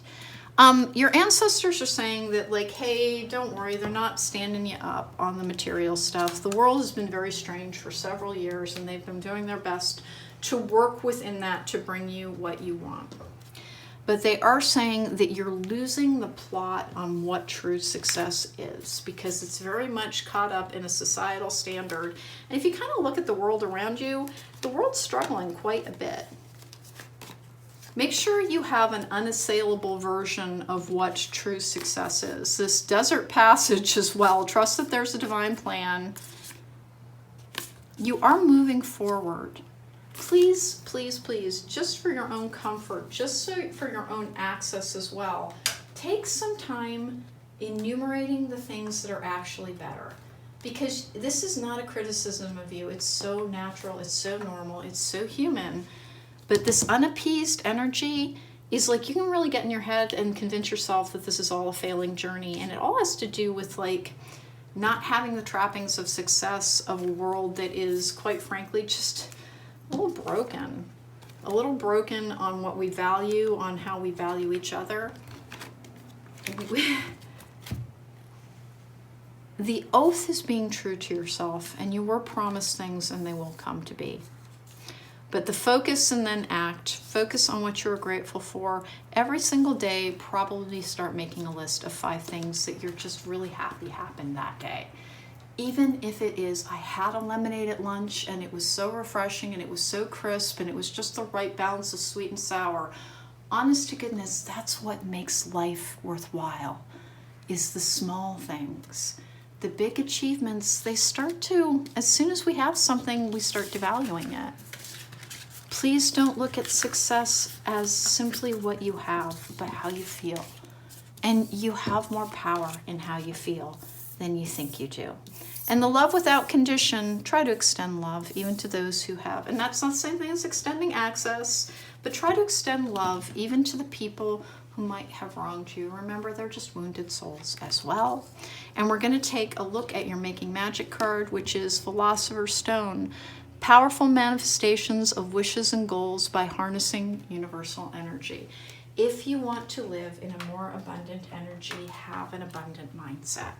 And here's the thing, when people are like, I do not agree with your block and your blessings. I don't believe in any of that. That like we are brought challenges to help us learn, grow, and achieve. If things are not going your way, it is not that you are doing something wrong. It is that there's something you're being asked to learn and to heal and to see and to value. And right now your ancestors are saying, listen, we absolutely love you and we think you're great, but you're trapped in a version of success that is very empty indeed. And success and fulfillment is already yours, but please look at your life for the ways in which it is successful. It is amazing. It is a joyful and playful journey already. You're already successful and you'll get the car, you'll get the house, you'll get the everything. But you're being held in this period of your life until you see your life that way. Because honest to goodness, if you continue with a path of thinking success is stuff, then when you get the stuff, then you'll expect to be happy, and it just kind of doesn't work that way. They are going to keep their promises to you, this oath energy, and you are sometimes being asked to invest a lot of energy into being the person that you promised your own divine soul you would be within this lifetime. Celebrate everything in your life that is good every single time it crosses your path. Try to take nothing for granted. And your universe will be abundant immediately because abundance surrounds you. There is beauty, there is joy, there is resonance, there is laughter, there is love, there is absolutely everything around you to be witnessed, to be encompassed, to be filtered, to be with you throughout the course of your life. Possession is not the only form of abundance. It is what you see around you, what you experience, and what you allow to set your energy. All right, group number 3, that was an interesting one. You're not being told you're ungrateful, but you're being told that your definition of success needs a little bit of tweaking, and that the work they're asking you to do now is to every single day find the things for which you are grateful, simply so that you will feel better. And know that all the stuff's coming to you, but that to remember it's just stuff. It's just stuff, okay?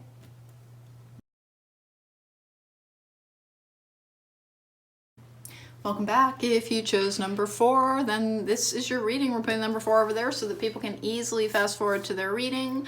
But there will be timestamps in the description box down below. Hey, I did shuffle for these. The High Priestess of Spirit, which is the idea that absolutely everything is connected. Even our difficulties, even our tragedies, even our challenges are part of a divine plan. The divine understands that life has balance to it and that we are meant to have both delight and despair. And so they're never trying to punish us when things that cause sometimes injury happen. It's that we can learn something from absolutely everything. Our Making Magic card will bring in at the end of it, but that is a card of all things being connected. It is essentially the Magic Stream card with the High Priestess of Spirit. This is the Guardian of the Night Tarot. It will be bringing us a predictive spread. It did for all groups. Before I get started, hey, please don't forget to subscribe. It helps my channel. If you like the reading, please don't forget to hit that thumbs up button. If you want to book me for a private reading, there is a link to my website in the description box down below. Let's go here. What does pile number 4 need to know from their ancestors? What are their ancestors trying to tell them? And remember, your ancestors can be from a celestial or from a spiritual line, or also from a genetic or an ancestral line, ancestry of the energy or ancestry of the blood. All right, we have the Ace of Cups in reverse. Ace of Cups in reverse, lack of emotional fulfillment. With the 4 of Pentacles in the upright. I have the Five of Pentacles in reverse, which is an easing of difficult circumstances. The Wheel of Fortune in reverse as well. I have the Seven of Pentacles in the upright, which is an investment card. Investing in yourself, investing in the process, investing in the journey. Remember, life is more than the destination. There's worth in every single day of life. Even when we're working towards something, we're not just trying to get to the next destination. Every single day has something. It's never a nothing day.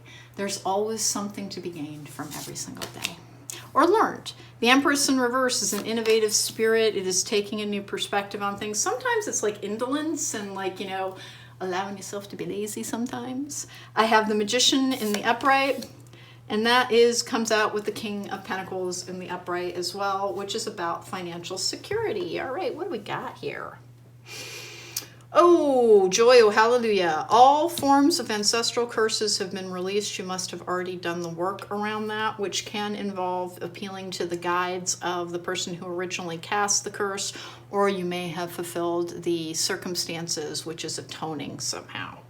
Particularly if you live a life of service to others or trying to help lessen the burdens of others, that will frequently help break ancestral curses as well.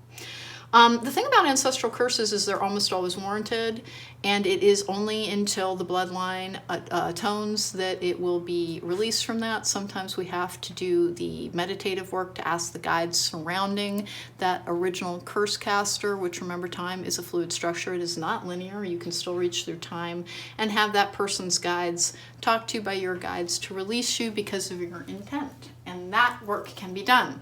But group number 4, you're already good. Five of Pentacles in reverse is an easing of a set of circumstances with the Magician underneath. I have the Four of Pentacles in the upright, the Empress in reverse. This can be a failure card, but more often for me it is a process card. There's a lot of emotional processing for you that it looks like, boy, it's the pits, but you got to get through it. It's like cleaning out a wound so that like all forms of bacteria have been flushed out. And like, not trying to be gross, it's just kind of the energy that's around it. The King of Pentacles is a very business success type of energy. With this Wheel of Fortune in reverse, it's as if you had to lose. There is I've never liked the idea of releasing a former version of yourself, or the idea that like, hey, to be a butterfly, the caterpillar must die.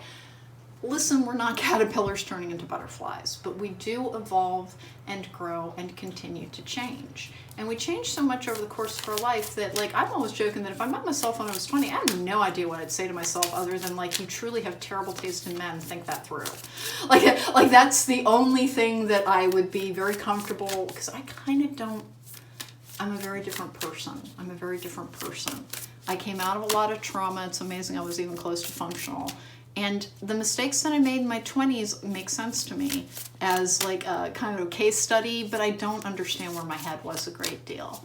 And so I'm just very different, and that's how we're meant to. But that version of me is not dead.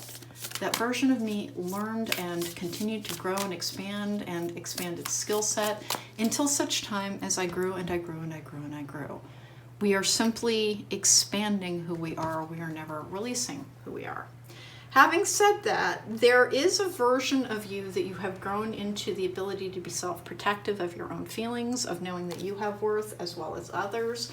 Like, I think you likely had a hypercritical parent, because it looks as if in every situation you are very willing to bear the brunt and to the blame and to be the person at fault. You have learned many karmic lessons within this lifetime, some of them brought to you by other lifetimes, and your ancestors are kind of, they want you to know that they try to bring as much joy as you will allow into your life. But you're a little guarded against experience because, like, it's like you have life protection factor on or something, SPF to protect you from the sun, but you've got LPF, life protection factor. Like, you let very few people in. You question the motives of most people now because you had somebody in your life who likely did not have the best motives. And so now you have a tendency to see them in others. We have challenge your perception, honor Gaia, and then, of course, be patient. This is an energy of the Earth Mother as well, the Gaia energy. Challenge your perception. The only thing that they're asking here and now is that, are you sure that you don't have everything it takes to make you happy right here? Are you sure? Are you sure that it's like everything needs to change for you to be happy? Because that's not how happiness works. Happiness is a state of being that we choose and is within. You can be happy if you have absolutely nothing, but you are enjoying the view of a pretty day. You can be miserable and have a $23 million mansion. What we think will make us happy in this world seldom will. Because what we think, what we're taught in this world will make us happy is all about accumulation. And happiness is a choice to view that which you have in a celebratory fashion. And whenever that comes up as a subject, people will want to bring forth their past with, do you have any idea what I've been through? Even if I absolutely knew the specifics of your life, that would not negate the idea that you got through it, and that if it is not currently happening, it means that you survived. And I say this with so much experience. If you define your life by the things that have gone wrong, that is how you will see life. If you define your life by, that was challenging, but I learned how tough I am, how resilient I am. I learned to have a great deal of faith in me because nothing's taken me out. Even with the things that have happened to you, there are blessings in discovering who you are. And that is not to say that the divine or any other force is blessing you when they hurt you. It is just saying there is more than one truth in any situation. Every tragedy contains the seeds for triumph in it if we allow ourselves to view it as the ways in which we triumphed when we overcame. And I do know that from experience, and I'm never taking a reductive or a dismissive view towards anybody's suffering. I'm trying to tell you that you deserve to feel better, even if you do not have absolutely everything you want, or even most of what you want, or even anything of what you want. View yourself as somebody who, it doesn't matter where the challenges come from. You find the strength within. Love yourself for being this resilient, plucky, endlessly innovative, experienced person.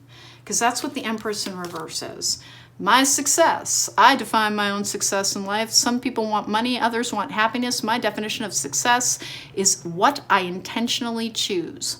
I will roll up my sleeves and ponder what success means to me, then work hard to reach those goals. Please remember, success is individual. It took me a long time to understand that I had an incredibly successful life. Because, again, you know, if you haven't been watching me for a while, I have from formative experience, I have a laundry list of so many different forms of abuse that, I technically probably shouldn't have emerged in a functional state. I did because I'm very, very fortunate and I was very, very guided. But I totally get it. The origin can seem so incredibly unfair. And instead of saying I have had more burdens, you've had many more opportunities to understand how truly strong and resilient you are. Don't overinvest in the idea that somebody with an easier life has a better life. You have reason to have faith in yourself if you have overcome, because you've had to. You've had to learn who you are, what your strengths are, how to keep going even when you want to stop. It teaches us so much about how to be. This is somebody who knows how to shield themselves. It's one of the Warriors cards as well. You've had to be very powerful in ways that maybe other people can't see because they're measuring success by this societal blueprint for, do you have a house in Malibu and another one in Montana? Do you have everything that's stuff? Stuff does not actually indicate a successful journey in life. If we look at some of the richest people in our world, I'm sorry, but they are some of the biggest jackasses around. They just are. They're completely out of touch. They don't care about other people's pain. That is not a successful life, and it is not gaining them some seat on high. We are tested in who we are, and it is not The mark of wealth is not the mark of success. Now, everybody likes ease. Everybody likes comfort. I'm just saying, please view yourself as a successful person, because you've overcome a great deal with this Five of Pentacles in reverse and the Magician in the upright. Your success is already with you, because this particular journey, this emotional fulfillment and having to trust the process and just getting kicked around like the universe's soccer ball, has been part of your life. And you, over and over again, you keep going. And you keep wondering when it will stop. And it's like, well, you know what? Life kind of never stops until such time as we're no longer breathing. But try to adjust your perspective, challenge your perspective, and understand, even in your challenges, there have been tremendous blessings, because you were given the strength to get through them. That the reason that we can choose challenging lifetimes is that there's a part of us that really, in this lifetime, what we wanted to achieve was self-knowledge of the ability to overcome and to succeed. I've got Dark Night of the Soul with positive change. A dark night of the soul is when we feel disconnected, when we no longer feel that resonant connection. It is part of a spiritual awakening.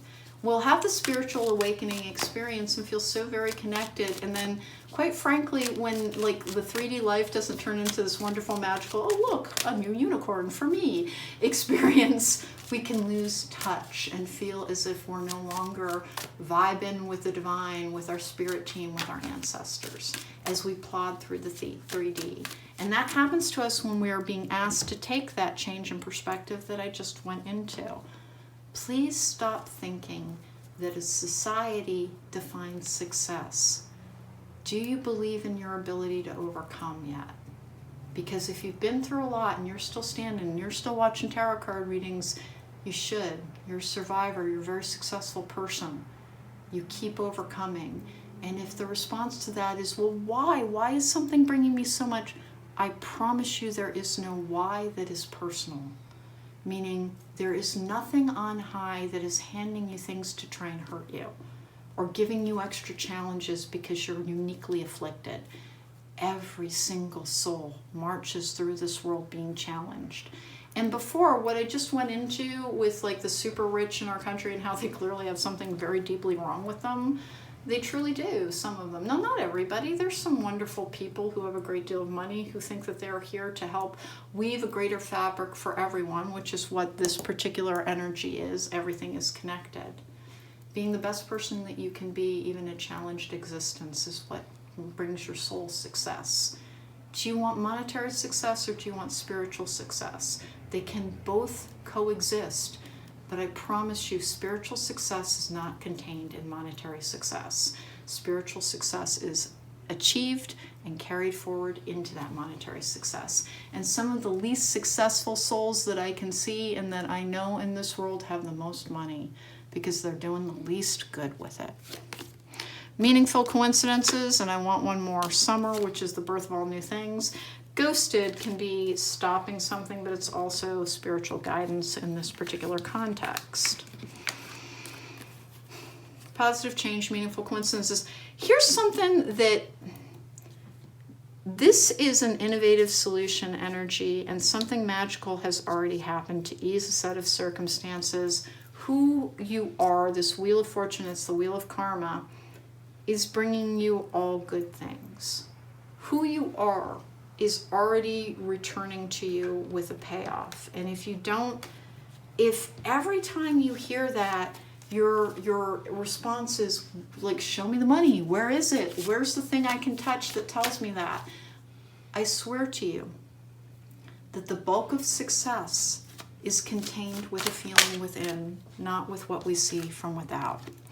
I have Destroyer. Whoa, what's going on here? Releasing what is potentially destructive, preparing for new life. If you had to lose everything in your life, it's because you were trying to hold on to the wrong things, and I know that from so much experience.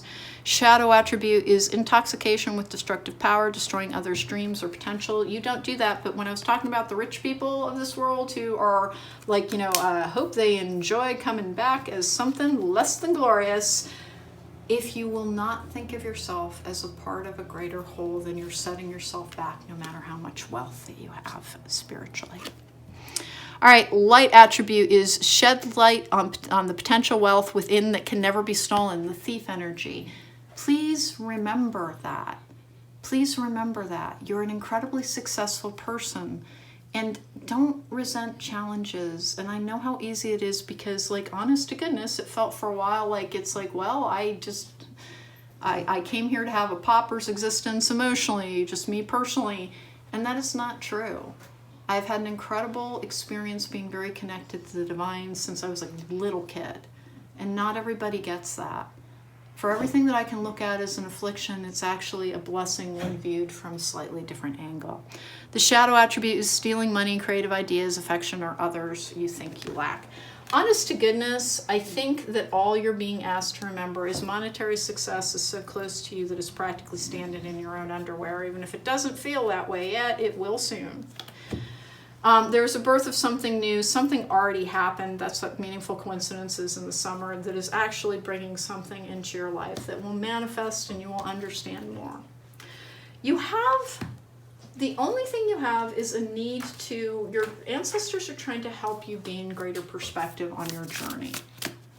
And enjoying your journey, because you don't. Like, you want to get to your next destination. The bulk of your energy in life is in trying to arrive at your next destination rather than enjoying every single step on the journey. And you think it's because, well, how can I enjoy my journey when I don't have what I want? That's where enjoyment lies. We only have what we want for a very short period of time, meaning that if your happiness is based in my desires are met, your desire will be met and then a new desire forms. That's how that happens. That's why releasing desire is one of the easiest ways to be happy. And that does not mean you don't have dreams, or you can't want a person, or you can't want a home, or you can't want a vacation.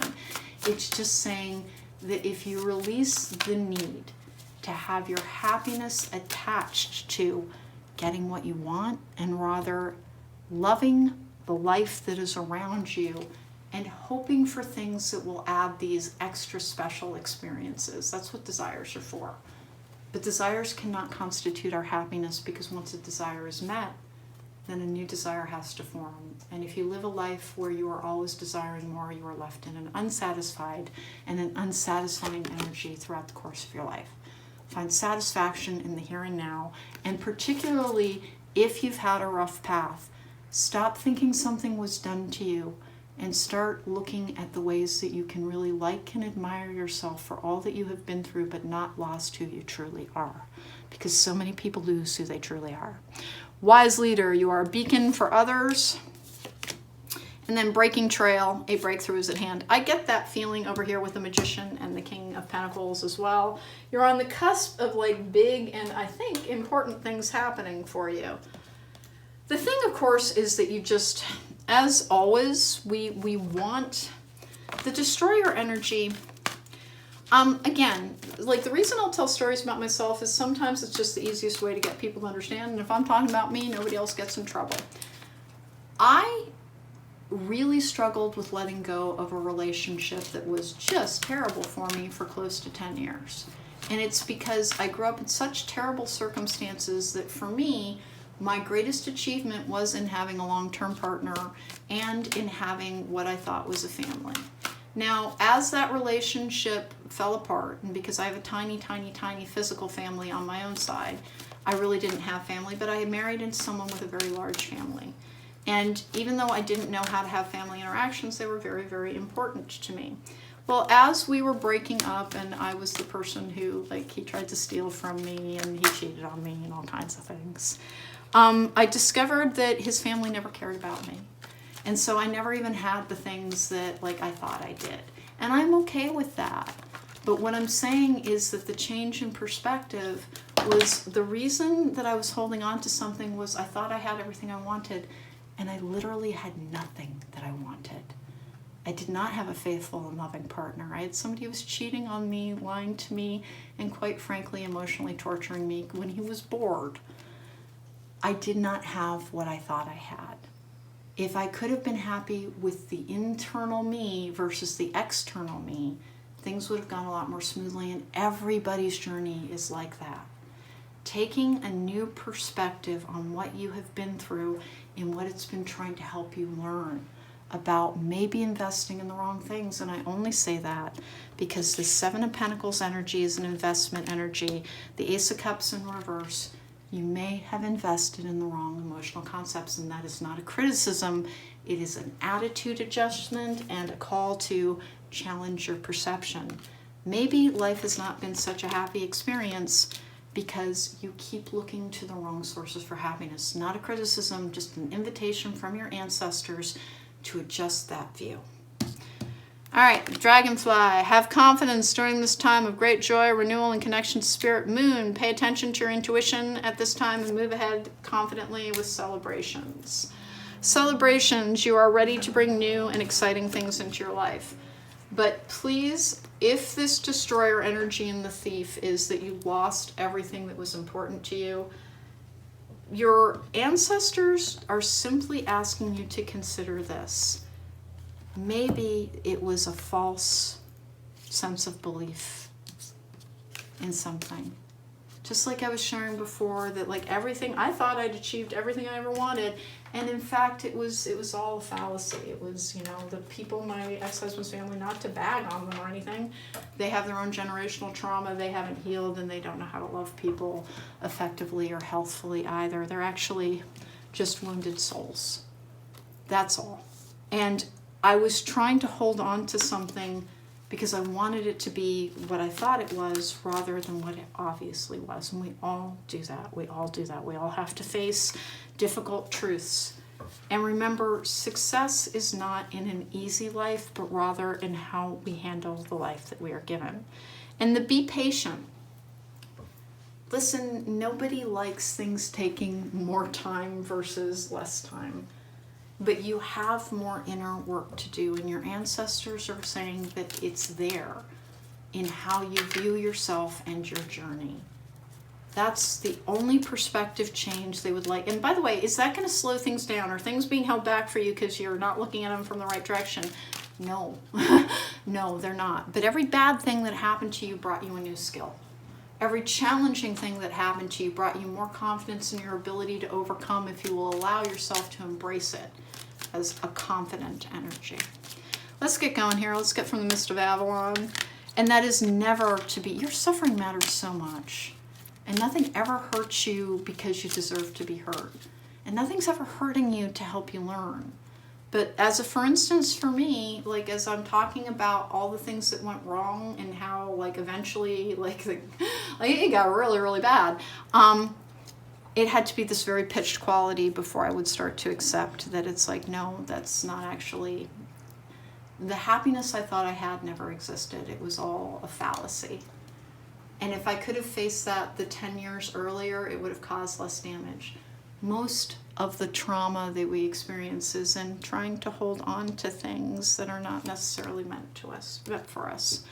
As adults, it's different in a formative experience. The Spirit familiar, seeking loving connections and cherishing friendships. I do have this thing where you're kind of being asked to allow people in a way that you kind of don't.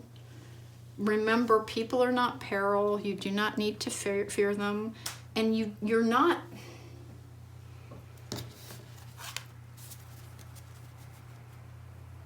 If you don't have a lot in common with most of the people that you meet, that does not mean that you don't have something in common with absolutely everybody. Meaning you don't need to like the same books, same shows, same pieces of art. Understand that every single person you meet has been on a struggling journey as well. Understand that they are simply a soul trying to find their way in this world as well. Don't look at other people trying to determine their value. Or you, because how you look at other people is also how you will look at yourself. Be kind and generous in your estimation of others, and be kind and generous in your estimation of yourself. And when it comes to your journey, the thing that your ancestors are asking you to do is stop. Challenge your perception on what your life has been And instead of making lists in your head of all of the things that you had to face or overcome, recognize I did have those, and maybe they were even worse than other people. But what unique skills did I learn that I possess, that I can have confidence in, that I walk forward in this world able to shield myself from all forms of harm, because my innovative solutions in trying to get forward taught me things that other people cannot. They can't study it in a book. You learned it from real experience. Have the courage to be free. Know that freedom begins where desire ends. I think I was talking about that earlier, which is a life that is free from desire is not like you can't ever want anything. You can't ever I really want to get with that person. That's not what releasing desire is about. It means that if you think that you can only be happy when you have what you want, you will never be happy because you will always be wanting something. Understand that happiness is within, and being free from desires ruling your life or the way that you judge the value of your life is one of the quickest paths to freedom and to happiness. The tree of wishes is calling your name, an almost forgotten wish will now come true. This is a funny one because usually, particularly when people are healing from toxic relationships, by the time they get to the point where they're really healthy enough to have them, they have questions around it's like, oh my gosh, do I really even want this? I might be happier by myself. That's when your relationship comes along, because we're constantly being challenged. Embrace your challenges, knowing that your soul asks for them because you want to continue to grow and expand. And there is a part of you that just has not feared your struggles. We have triple spiral, listening to divine wisdom and joyfully learning life's lessons. Hey, your ancestors, group number 3, are simply reminding you that if you can, will it change what you have in the here and now? No. And will it change the pace of how things are coming to you? Not really. But will it change the view of your life as more things come to you as being, sure, I had this extra challenge, and sure, I had that extra challenge. And as I was referring to myself earlier before, technically, I lost absolutely everything that had any meaning to me, and every single person in my life, I had to learn they were different than I thought they were. Absolutely everybody. So basically, my entire life was destroyed. And I'm glad, because it gave me an entirely different value for life, and I no longer value my life based on the other people in it. I value it based on myself first, and that means I have more and more control over my happiness. Sometimes our freedom, our success, our growth, and our evolution is contained in our ability simply to gain a different perspective on the exact same set of circumstances. Learn life's lessons joyfully, even if they've been difficult to learn. Know that the ones that are the most difficult to learn carry with them the greatest skills, the greatest powers, the greatest magic. Everything that you think might have been your biggest challenge can actually have the building blocks for that which will bless you the most, and that things will come to you more and more easily as you embrace the idea that life is a varied experience. If you've had a season of sorrow, prepare for a season of joy. Take care. Be well.